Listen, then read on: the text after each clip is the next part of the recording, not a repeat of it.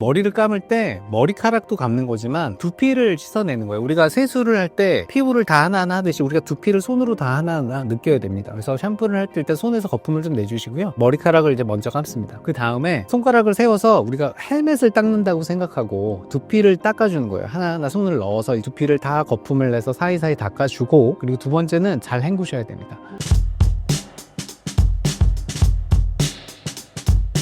네, 저는 탈모 치료하고 모발 이식, 주로 머리카락에 대한 치료를 하고 있는 성형외과 전문의 김진호라고 합니다. 탈모로 병원을 찾는 분들이 요즘 늘어나고 있나요? 굉장히 많이 늘어나고 있죠. 그 탈모에 대한 일단 관심도 많아졌고요. 그리고 아마 여러 가지 원인이 있겠지만 유전적인 원인과 환경적인 원인 두 가지로 일단 탈모는 크게 나눌 수가 있을 것 같은데, 유전적인 부분도 이제 탈모가 대부분 우성 유전이다 보니까 탈모 인구가 점점 늘어나는 거죠.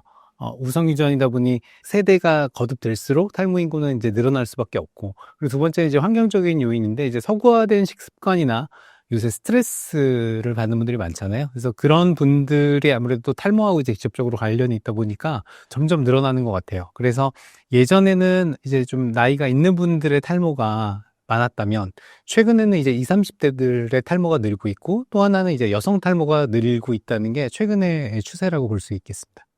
유전 외에 다른 원인은 무엇이 있나요? 일단은 건강하고 스트레스와 여러 가지가 다양하게 있는데, 제일 쉬운 거는 일단 식이 습관이죠. 식이 습관과 스트레스 두 축이라고 볼 수 있을 것 같아요. 그래서 스트레스가 이제 예전 사회하고는 다르게 아무래도 좀 더, 요새 친구들 공부 많이 하잖아요. 옛날 저희 때보다 훨씬, 제 딸만 봐도 훨씬 공부량이 늘어난 것 같고요. 그리고 또 취업에 대해서 20대 때, 그리고 직장에서 받는 또 30대 때 스트레스, 이런 것들이 과거하고도 비교할 수 없게 늘어난 것 같아요. 그래서 이런 스트레스적인 부분도 크고, 그리고 시기적인 부분도 굉장히 크죠. 왜냐하면 옛날에는 먹고 싶어도 우리가 못 먹었던 음식이 많았다면, 요새는 먹을 수 있는 걸 다 많이 먹고, 근데 이 어쨌든 과학 영양이 문제거든요. 비만이라든가 고지혈증, 당뇨 이런 것도 탈모하고도 관계가 있어요. 그래서 고지방식이라든가 고탄수화물 드시는 것들이 탈모에 영향을 미치는데, 요새 또 인스턴트 식품들도 많고요. 그래서 이런 것들이 다 탈모하고 관련이 있다고 볼 수가 있죠. 탈모의 증상과 종류는 어떤 게 있을까요? 탈모의 증상은 일단은 머리가 가늘어져요. 머리가 빠지는 것도 탈모지만 머리가 가늘어지는 것도 탈모라고 볼 수가 있죠. 탈모의 증상 중에 하나죠. 그래서 머리카락이 개수는 그대로라도 얇아지면 두피가 비치기 시작해요. 여성 탈모에서 좀 흔하게 나타나죠. 여자분들이 이제 갱년기 이후에 탈모가 좀 많아지는데, 갱년기 탈모 처음 느끼는 증상이 이제 가르마가 넓어진다, 두피가 비쳐 보인다, 이런 게 많은데, 가늘어지면은 이제 두피가 하얗게 보이면서 머리가 없어 보이는 거죠. 이게 탈모의 증상 중에 가장 큰 두 가지고, 빠지게 되면은 금방 알아요. 왜냐면 이제 우리가 샴푸하거나 뭐 드라이 할 때 머리가 많이 보이면 좀 긴장하게 되거든요.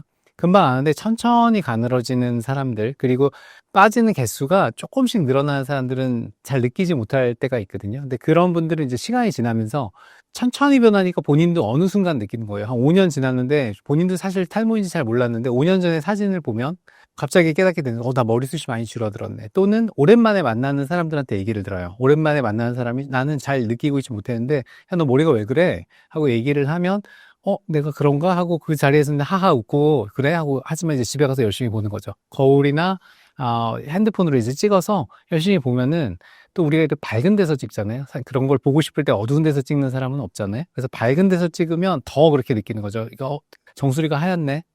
그래서, 본인이 생각한 것보다도 오히려 더 많이 없다고 느껴서 오시는 분들도 있기는 해요.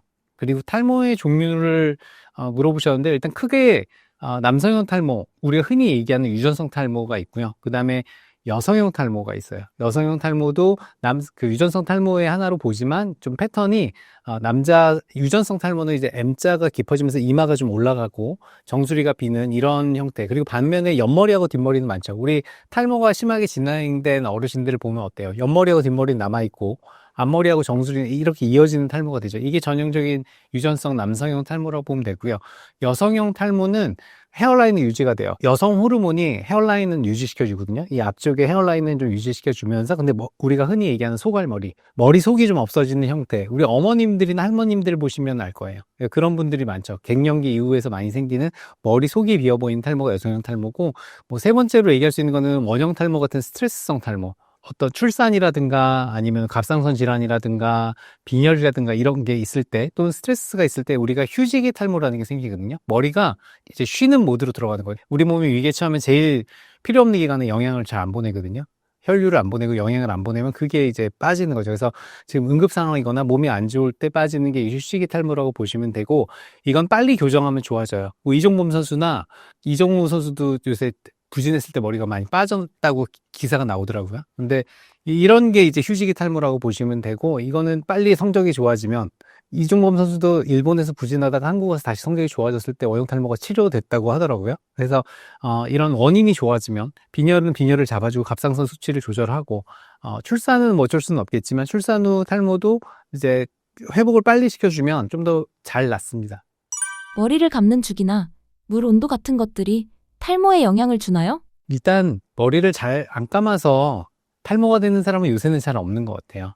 요새 뭐 아무리 머리를 안 감아도 이틀에 한 번은 감으시는 것 같고, 남자분들은 사실 거의 매일 감으니까요. 위생에 문제가 있어서 탈모가 되기도 하는데 그건 굉장히 드뭅니다. 그러니까 세수를 안 해서 우리가 여드름이 나요 하는 사람 잘 요새는 없잖아요. 옛날에는 뭐 그런 사람이 있었을지 모르지만 요새는 이제 위생에 문제가 있어서 탈모가 되는 사람은 잘 없는 것 같아서, 그거는 약간 부가적인 부분으로 보시면 될 것 같아요. 그러니까 샴푸까지 잘 해주면 좋아요. 우리가 두피 환경을 좋게 하는 건, 우리가 탈모가 나무의 문제라고 보면 흙을 좋게 해주는 게 어떤 두피 환경을 개선해 주는 건데, 환경이 뭐 웬만큼 나쁘지 않으면 나무는 잘 자라요. 근데 환경이 너무 나빠지면 정말 뭐 두피가 완전 뒤집어진다고 하죠. 뭐 이렇게 두피에 여드름도 나고 두피가 빨갛고 이런 게 계속 반복되면, 저희가 이제 피부염이 두피에 생기는 것, 뭐 지루성 두피염이라고 표현을 많이 하는데, 지루성 피부염, 지루성 두피염이라고 얘기하는데, 두피 자체에 이제 뾰루지나 여드름 같은 게 많이 생기는 거예요. 근데 이게 과거에는 탈모하고 별로 연관이 없다고 봤었는데, 최근의 트렌드는 이 미세염증이라고 그러거든요. 그게 뭐 굉장히 큰 염증은 아니잖아요. 근데 그런 미세염증이 두피에 깔려 있으면 탈모에 영향을 줄 수 있다는 게 요새의 트렌드로 보고 있고, 요새 학계에서 트렌드는 미세염증도 탈모를 일으킨다라고 보는 기조가 좀 강한 것 같고, 그래서 그런 측면에서 우리가 직접적으로 나무를 치료하는 게 기존의 탈모 치료라면, 두피 환경을 개선해서 샴푸라든가 두피팩이라든가 어떤 두피를 깨끗하게 유지함으로써 모발을 좋게 한다는 이제 간접적인 치료로 보면 되는 거죠. 그래서 샴푸도 직접 치료는 아니지만, 그리고 두피가 진짜 염증이 심한 사람이 아니고서는 그 뭐 샴푸나 두피 환경 개선한다고 머리가 막 나지는 않지만, 그래도 이게 샴푸를 맨날 하는 거잖아요. 그래서 장기적으로 이게 누적되면은 그 의미가 있다고 봅니다. 그래서 샴푸법이라든가 그다음에 본인의 몸에 맞는 샴푸를 쓰시는 게 중요할 것 같아요. 뭐 꼭 탈모 샴푸 이렇게 쓸 필요는 없어요. 그러니까 탈모 샴푸라는 말 자체가 사실은 조금 의사들은 경계하는 말이거든요. 그래서 표현을 좀 바꿨으면 좋겠다고 옛날부터 저희가 얘기를 하죠. 왜냐하면 저희가 진료를 하면서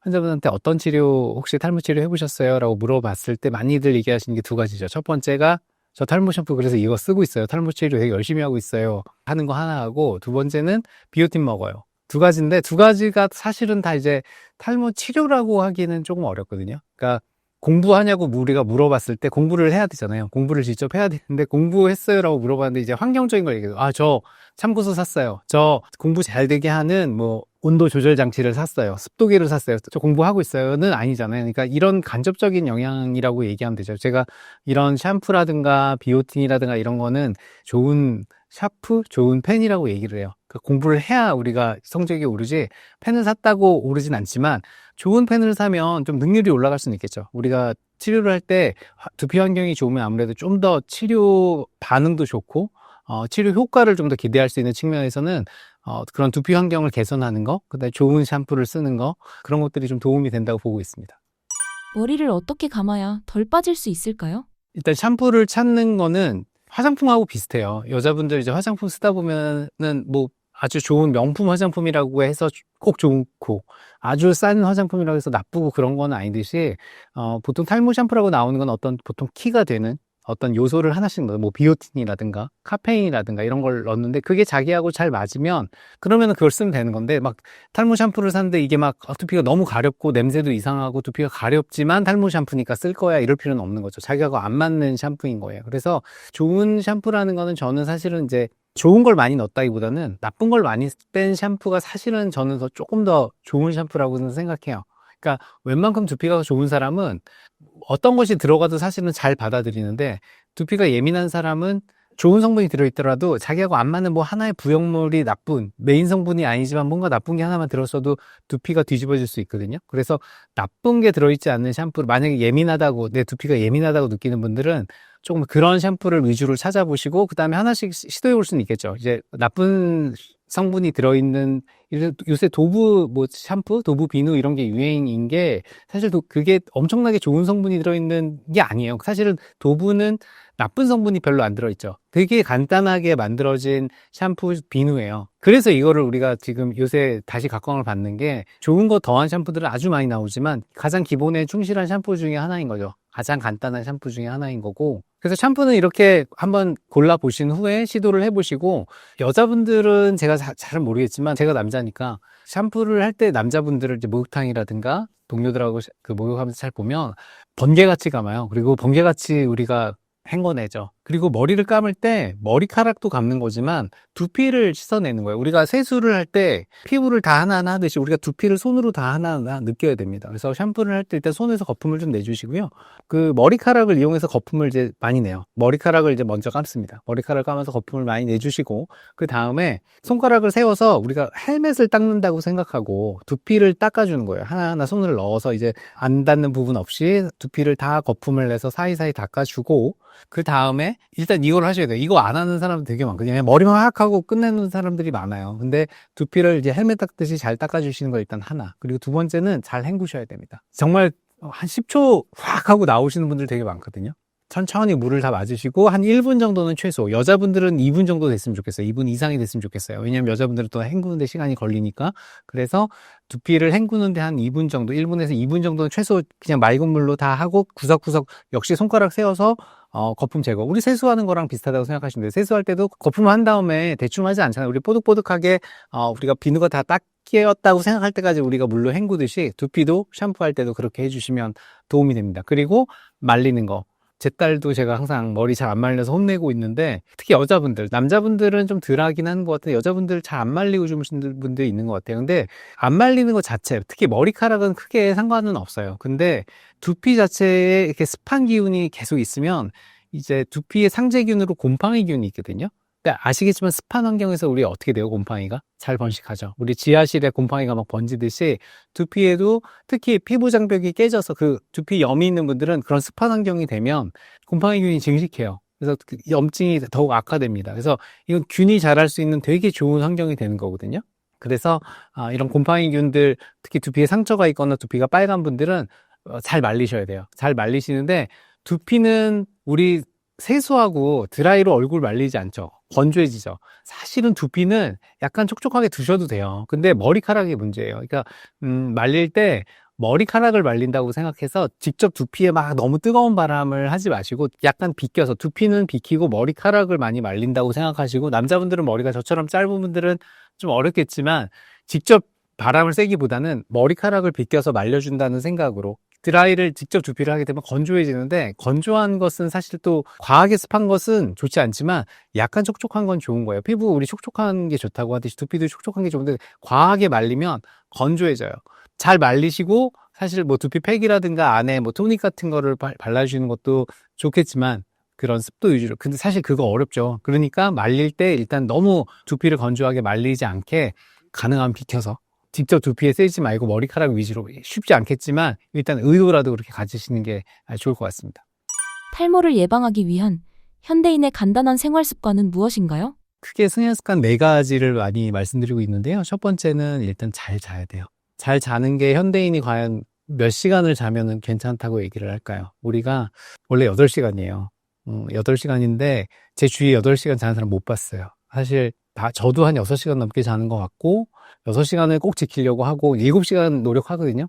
근데 이게 자기 생명을 사실은 깎아먹는 거래요. 잠을 안 자는 사람이 여러 가지 질환이 다 노출이 많이 돼요. 뭐 암도 그렇고, 그다음에 뭐 당뇨라든가 고혈압이라든가 다 이제 수면이 부족할 때 악화될 수 있거든요. 생길 수도 있고, 탈모도 마찬가지예요. 이게 면역력하고 탈모가 밀접하게 관계가 돼요. 상처 재생이나 면역력하고 탈모는 굉장히 밀접하게 붙어 있는데, 잠을 잘 주무시면은 머리카락이 나는데 도움이 됩니다. 특히 특히 이제 성장 호르몬이 잠을 많이 자면 분비가 많이 되고, 또 우리가 또 특정 시간대, 12시, 2시 뭐 이렇게 성장 호르몬이 많이 나오는 시간대가 있는데, 그래서 우리가 10시에 자라고 얘기하지만 10시에는 사실은 아무도 자지 않죠. 한국 사람은 10시에 자지 않습니다. 그래서 최소 12시에는 우리가 자자, 12시 전에는 잠을 자려는 습관을 갖고 7시간은 최소 지켜주자라고 환자분한테 말씀드리는 편이고요. 두 번째는 시기입니다. 시기인데 고지혈증, 그 다음에 고혈압, 그리고 당, 이게 다 탈모에 안 좋아요. 이게 연구도 있습니다. 이런 비만한 사람에서 탈모가 많이 생기고,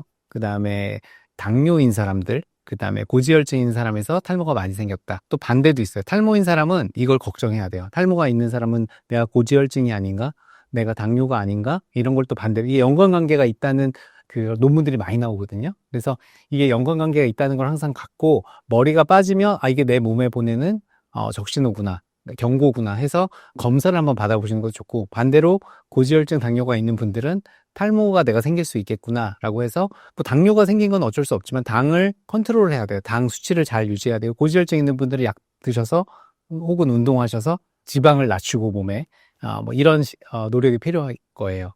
그래서 드실 때 뭐 사실은 모든 질환에서 마찬가지, 이건 탈모만 해당하는 건 아니지만 지방을 줄이시고 당을 줄이시고, 그다음에 단백질을 많이 드시고 섬유질을 많이 드시고, 그래서 요새 저는 좋아하는 표현은 아닌데 지중해식 식단이라고 얘기를 많이 하더라고요. 그러니까 결국은 샐러드 같은 거죠. 샐러드 많이 드시고, 그다음에 그 단백질 많이 드시고 지방은 줄이시고 하는 그런 노력이 탈모에도 필요합니다. 그리고 세 번째는 이제 운동이에요. 운동인데, 운동은 사실 일반 다른 질환하고는 조금 다르게 탈모에서는 오히려 너무 과한 운동은 권하지는 않아요. 왜냐면 몸에 스트레스를 가하는 행동이, 어쨌든 우리가 굉장히 막 근육을 키우고 막 몸을 막 극한으로 막 왕자를 만들고 이런 게 오히려 탈모에는 사실은 좋지 않다고 보고된 적도 있습니다. 그러나 적당한 운동은 좋아요. 그러니까 막 우리가 몸을 혹사해서 만드는 운동은 탈모에 좋지 않을 수 있지만, 건강하게 몸을 만드는 유산소 운동이 특히 탈모에 좋다고 돼 있고요. 그리고 적당한 근육은 좋습니다. 뭐 근육을 키우면 탈모가 안 좋아지나요? 라고 물어보는 것도 있는데, 그런 혹사하면서 만드는 건 좋지 않지만, 건강하게 하셔서 몸이 크게 스트레스를 느끼지 않게 하는 정도의 운동은 훨씬 오히려 도움이 됩니다. 적당한 근육이 있는 거는 좋고요. 왜냐하면 근육이 생기면 이제 남성 호르몬이 늘어나서, 남성 호르몬이 이제 DHT라고, 디하이드로 테스토스테론이라는 탈모 유발 물질로 변하거든요. 그래서 근육이 조금이라도 생기면 안 좋은 거 아닌가고 얘기하시면, 적당한 근육은 좋고, 그 정도의 근육은 막 정말 막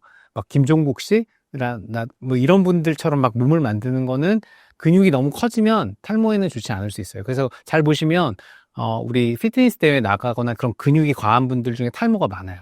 그게 왜냐면 호르몬이 DHT가 늘어나는데 급격하게 진행될 수 있는, 이게 막 공장을 만들어준 거거든요. 그래서 그건 아주 과한 분들은 그럴 수 있다. 그러나 그렇지 않은 분들은 적당한 운동은 훨씬 오히려 도움이 된다라고 얘기할 수 있을 것 같아요. 그래서 그런 피트니스 하시는데 유전성 탈모가, 아버지가 탈모고 내가 요새 머리가 많이 빠진다면 탈모약 드시면 돼요. 탈모약 드시면서 근육을 키우시면 됩니다. 그 탈모약 드시면 이게 다 해방돼요. 왜냐하면 그 DHT라는 물질 자체의 생성을 줄여주기 때문에 남성 호르몬이 늘어나도 괜찮습니다. 그래서 그런 분들은 탈모약을 꼭 드시면서 운동 벌크업을 하셔라 라고 얘기 드리면 됩니다. 그리고 네 번째로 마지막은 사실은 스트레스 관리예요. 제가 의사들이 사실 제일 책임 없이 하는 말 중에 하나가 스트레스 받지 말아라인데, 뭐 누가 스트레스 받고 싶어서 받겠습니까? 근데 탈모인 분들하고 얘기하다 보면 느끼는 거는, 탈모가 있는 분들이 되게, 제가 봤을 때는 똑똑한 분들이 많아요. 예민하고 똑똑하고, 어떻게 보면 좋게 얘기하면 되게 기민한 거고요. 왜냐면